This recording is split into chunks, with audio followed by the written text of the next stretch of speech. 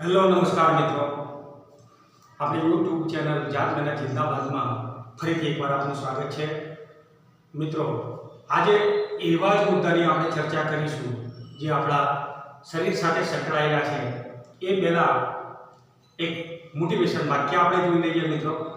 તો શ્રમેણ સિદ્ધ્યંતિ કાર્યાણી ન ચ મનોરથૈઃ ન સુપ્તસ્ય સિંહસ્ય મુખેન પ્રવેશ્યંતિ ગૃહા. મિત્રો, સંસ્કૃતમાં એક શ્લોક છે કે કોઈ પણ ધ્યેય સિદ્ધિ એક કાર્ય પ્રવૃત્તિથી સિદ્ધ થાય છે. મોટા મોટા ખ્વાબ જોવાથી કે સ્વપ્ન જોવાથી પૂરું થતું નથી મિત્રો. તો આવો આજે જ કામમાં લાગી જાઓ મિત્રો. હવે અહીંયા જાત મહેનત જિંદાબાદ એનો ઉદ્દેશ મિત્રો અહીંયા તમને એક માર્ગદર્શન પૂરું પાડવાનો છે, પણ તૈયારી તમારે પોતાની જાતે કરવાની છે. જાતે તૈયાર કરશો તો નોટ લઈ અને પેન્સિલ લઈને બેસી જવાનું છે મિત્રો. અને ત્યાર પછી આમાં જે મુદ્દાઓની ચર્ચા થાય, જે મુદ્દાઓનું વિવરણ થાય, એને યાદ રાખીને વિડીયો પૂરેપૂરો જોઈને તમામ મુદ્દાઓને નોટમાં ટકાવવાના છે. જ્યાં સમજણ નથી પડતી ત્યાં મને કમેન્ટ બોક્સમાં જણાવશો તો હું તમને પૂરેપૂરું માર્ગદર્શન આપીશ. અહીંયા આપણે શરૂઆત કરીશું આજે જૈવિક ક્રિયાઓ, મનુષ્યની દેહ ધાર્મિક ક્રિયાઓ. તો અહીંયા દેહ ધાર્મિક ક્રિયાઓ.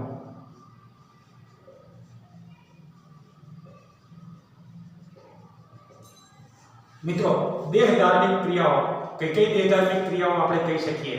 તો આપણે જોઈએ છે કે આપણા રોજબરોજની જીવનને ટકાવી રાખવા માટે શરીર કેટલીક નેચરલી પ્રાકૃતિક રીતે કેટલીક પ્રક્રિયાઓ કરે છે, જેને આપણે દેહધાર્મિક ક્રિયાઓ તરીકે ઓળખીએ.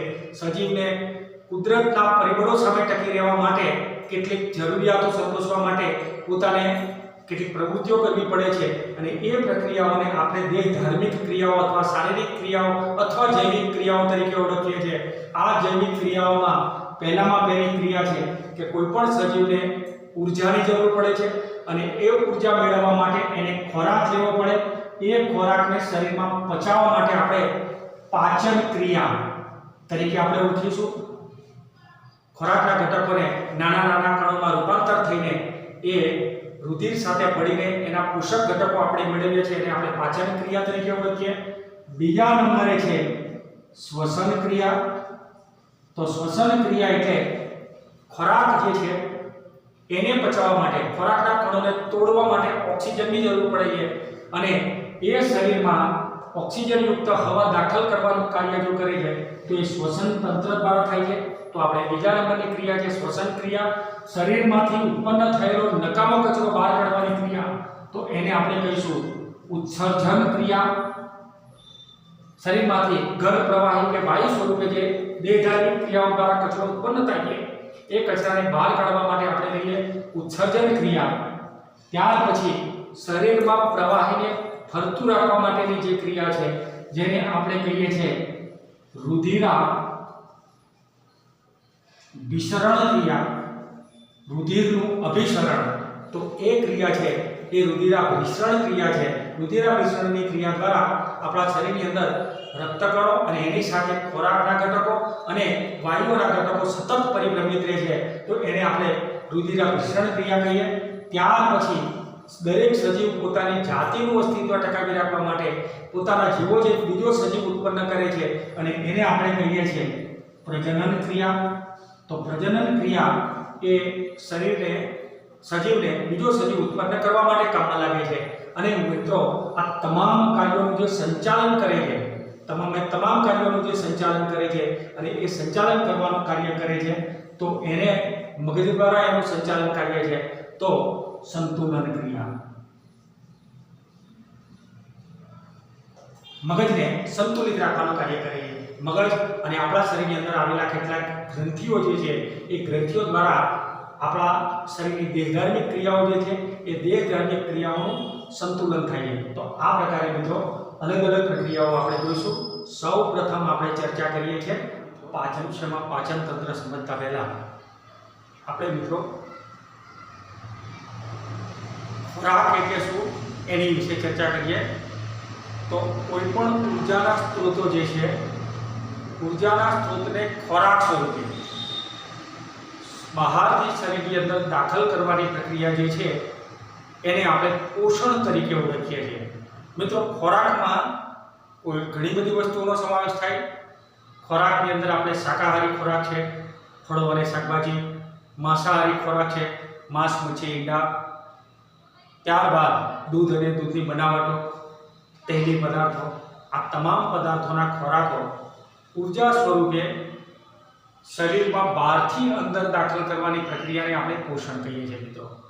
મિત્રો, આ પોષણ પામેલો ખોરાક ઉત્સેચકોની મદદથી આપણા શરીરમાં કેટલા ઉત્સેચકો રહેલા છે એની મદદથી જટિલ ઘટકોનું સરળ દ્રાવ્ય અને શરીરમાં શોષાઈ શકે તેવા સ્વરૂપે ફેરફાર થવાની ક્રિયાને આપણે પાચન તરીકે ઓળખીએ છીએ।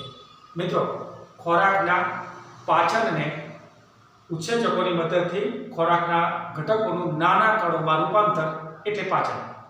હવે પાચન તંત્રના અંગો આપણે જોઈએ છે। પાચન તંત્રના અંગોમાં મુખ ગુહા, ત્યાર પછી અન્નનળી, જઠર, નાનું આંતરડું, મોટું આંતરડું, આ એના મુખ્ય ઘટકો છે, પાચન તંત્રના મુખ્ય ઘટકો છે। આ સિવાય લાળ ગ્રંથિઓ જે છે એ લાળ ગ્રંથિઓ એ પણ પાચનમાં મદદરૂપ બને છે। યકૃતમાંથી નીકળતા પાચક રસો એ પણ પાચનમાં મદદ કરે છે। ત્યાર પછી સ્વાદુપિંડમાંથી નીકળતો સ્વાદરસ, પિત્તાશયમાંથી નીકળતો પિત્તરસ, આ બધા સ્ત્રાવો પણ આપણને પાચન તંત્રમાં મદદ કરતા સ્ત્રાવો છે। મિત્રો, લાળરસ, જઠરરસ, પિત્તરસ, સ્વાદુરસ, આંત્રરસ, આંત્રપુચ્છમાંથી ઉત્પન્ન થતો આંત્રરસ, આ બધા રસો આપણને પાચનની ક્રિયામાં મદદ કરે છે। હવે પાચનની શરૂઆત કેવી રીતે થાય તો પહેલા આપણે જોઈએ છે આ ભાગ જે છે એને આપણે મુખ ગુહા તરીકે ઓળખીએ છીએ। મુખ ગુહા એટલે જેમાં જીભ, દાંત અને લાળ ગ્રંથિ આવેલી છે। હવે જીભ, દાંત અને લાળ ગ્રંથિની અલગ અલગ કાર્યરચના આપણે જોઈએ તો કાર્યની દ્રષ્ટિએ જીભ એ સ્વાદ પારખવાનું કાર્ય કરે છે, જુદા જુદા સ્વાદ પારખે છે। સ્વાદના 6 પ્રકારો પણ યાદ રાખી લો: ખાટો, ખારો, ગળ્યો, તીખો, તુરો અને કડવો। આ સ્વાદના 6 પ્રકાર એટલે કે 6 પ્રકારો છે અને એ સ્વાદ પારખવાનું કાર્ય આપણી સ્વાદેન્દ્રિય જીભ કરે છે। અને ખોરાકના જે કોળીઓ છે એ કોળિયાને બહારથી આપણે મુખમાં દાખલ કરીએ છીએ તો જીભ એને અંદર આ વલોવાનું કાર્ય કરે છે। તો આમથી તેમ ફેરવે છે ખોરાકના કણોને, જેથી દાંત સરળતાથી તેને વણચાવેલા ખોરાકને ચાવી શકે છે। મિત્રો, દાંતનું કાર્ય જોતા પહેલા દાંતના પ્રકારો આપણે જોઈએ છે તો દાંતના પ્રકારોની અંદર દળવાના દાંત છે, કાપવાના દાંત છે, ચીરવાના દાંત છે। તો આ બધા દાંતના પ્રકારો છે અને એ દાંત દ્વારા આપણે ખોરાકનું મોટા કણોમાંથી નાના કણોમાં વિભાજન મુખગૃહમાં કરીએ છીએ। આ સમય દરમિયાન આ લાળ ગ્રંથિઓ, જે લાળ ગ્રંથિ એક નલિકાવિહીન ગ્રંથિઓ આપણા મોઢામાં આવેલી છે અને એ નલિકાવિહીન ગ્રંથિઓમાંથી લાળરસ ઉત્પન્ન થાય છે। મોઢામાંથી જ મિત્રો ખોરાકનું પાચન શરૂ થાય છે। એટલે કે આમાં લાળ ગ્રંથિમાં રહેલો ટાઇલિન નામનો પદાર્થ, જેને આપણે એમાઇલેઝ પણ તરીકે પણ ઓળખીએ, તો એમાઇલેઝ નામનો પદાર્થ અથવા ટાઇલિન પદાર્થ એ સ્ટાર્ચનું શર્કરામાં રૂપાંતર કરે છે। આપણે કોળીઓ વારંવાર ચાહીએ ત્યારે કોળીઓ આપણને ગળ્યો લાગે છે। કોઈ પણ ખોરાકને તમે વધુ વખત ચાવો, વધારે સમય સુધી ચાવો ત્યારે આનું ગળપણમાં રૂપાંતર થાય છે, જેને આપણે સ્ટાર્ચ કહીએ, શર્કરા કહીએ। તો આ સ્ટાર્ચનું શર્કરામાં વિભાજન કરવાનું કાર્ય, કાર્બોદિતનું શર્કરામાં વિભાજન કરવાનું કાર્ય એ ટાઇલિન નામનો પદાર્થ કરે છે। હવે અન્નનળી, મિત્રો, મુખ ગુહા અને જઠરને જોડતી જે નળી છે એને આપણે કહીએ છીએ અન્નનળી। મુખ ગુહા અને જઠરને જોડે છે આટલો ભાગ જે છે અન્નનળી, ગળામાંથી પસાર થાય છે, બરાબર શ્વાસ નળીની બાજુમાંથી પસાર થાય છે। મિત્રો, તો આ અન્નનળી જે છે એ આંકુંચન અને પ્રસરણની ક્રિયા દ્વારા, હવે આંકુંચન એટલે શું તો જ્યારે નળી સંકોચાય છે એને આપણે આંકુંચન કહીએ અને પ્રસરણ એટલે નળીનું પ્રસરણ અથવા તો વિસ્તરણ થાય છે એને આપણે પ્રસરણ કહીએ। તો આંકુંચન અને પ્રસરણની મદદથી એ અન્નનળી ખોરાકને મુખ ગુહામાંથી જઠર સુધી પહોંચાડે છે।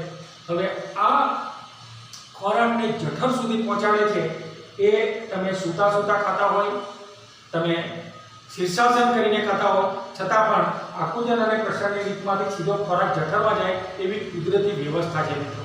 હવે ત્યારબાદ આપણું પાચન તંત્રનું મોટું સંગ્રહ કરવા માટેનું એક માધ્યમ જે છે એને આપણે કહીશું જઠર. જઠર જે છે એ પાચન તંત્રનો એક મોટો અવયવ છે. તમામ પ્રકારનો ખાધેલો ખોરાક અહીંયા જઠરમાં થોડોક સમય એકત્રિત થાય છે મિત્રો.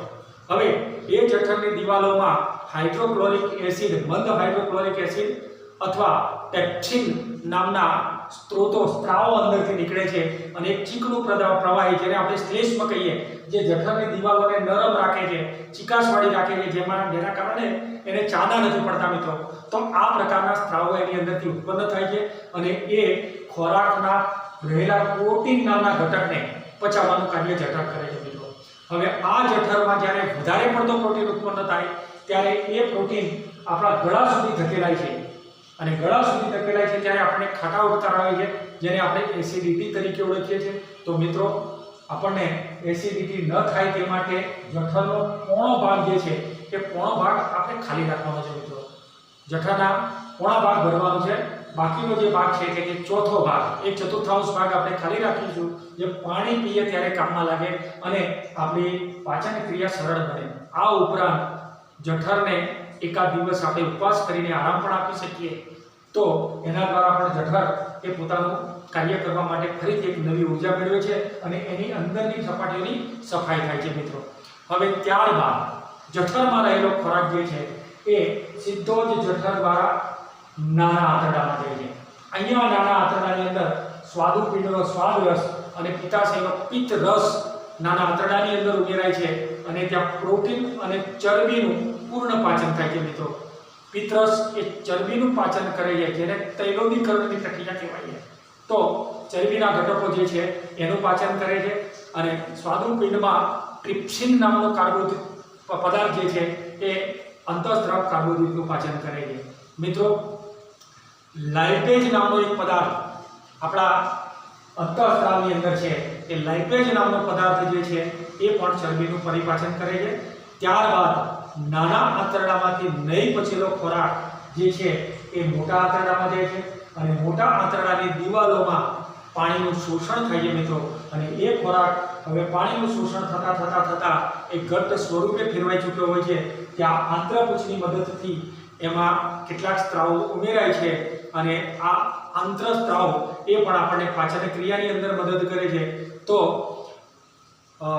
એ પાચન ક્રિયા થયેલો ખોરાક, ઘટ્ટ સ્વરૂપે રહેલો ખોરાક એ મળાશયમાં એકત્રિત થાય છે અને મળાશયમાં એકત્રિત થયેલો ખોરાક મળદ્વાર દ્વારા આપણે એનું વિસર્જન કરીએ છીએ. તો આ પ્રકારે મિત્રો આપણી પાચન ક્રિયા એ કુદરતી રીતે સતત સક્રિય હોય છે. પાચન ક્રિયાને સરળ બનાવવા માટે અથવા તો પાચન ક્રિયા આપણી તંદુરસ્ત અને મજબૂત બને એ માટે મિત્રો સૌપ્રથમ તો હંમેશા કાર્યરત રહેવું જોઈએ, શરીરને કસરત આપવી જોઈએ. હમણાં જ આપણે કીધું એ રીતે જઠરને આરામ મળે એ માટે એકાદ દિવસ સપ્તાહમાં એક દિવસ અથવા તો અડધો દિવસ ઉપવાસ રાખવો જોઈએ. ભૂખ લાગે ત્યારે જ ખાવું જોઈએ, અક્રાંતિયા બનીને નહીં ખાવું જોઈએ. એટલે કે જઠરનો એક ચતુર્થાંશ ભાગ જે છે એ આપણે ખાલી રાખવું જોઈએ.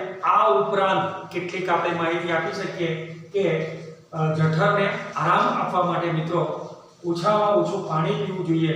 એટલે કે જમ્યા પછી ઓછામાં ઓછું પાણી પીવું જોઈએ અને જમ્યા પછી સૌથી વધારે પાણી પીવાથી આપણો જઠર જે છે એ જઠરાગ્નિ, પાણી પીવાથી જઠરાગ્નિ મંદ પડી જાય છે. એટલે એને આપણે પ્રબળ બનાવવા માટે જમ્યા પછી તરત જ પાણી નથી પીવાનું અથવા તો એકાદ ઘૂંટ પાણી પી લઈએ છીએ, જેનાથી ખોરાકના પાચનમાં મદદ થાય છે. ખોરાક ચાવીને ખાવો જોઈએ, ખોરાક ચાવતા બોલવું પણ ન જોઈએ. તો આ બધા સરળ નિયમોનું પાલન કરીશું મિત્રો તો આપણે પાચન તંત્રને આપણે મજબૂત બનાવી શકીશું. પાચન તંત્ર એક કુદરતી દેન છે અને એની આપણે જેટલી પણ જાળવણી કરીશું એટલું આપણા શરીર માટે ઉપયોગી છે. તો આ સાથે આપણે પાચન તંત્રને પૂરું કરીશું. આવતા વખતે એક નવા જ વિડીયો સાથે આપણે મળીશું. ત્યાં સુધી મિત્રો તમને જય હિન્દ અને આ ચેનલને સબસ્ક્રાઇબ કરો, લાઈક કરો અને વધુમાં વધુ બને એટલા મિત્રોને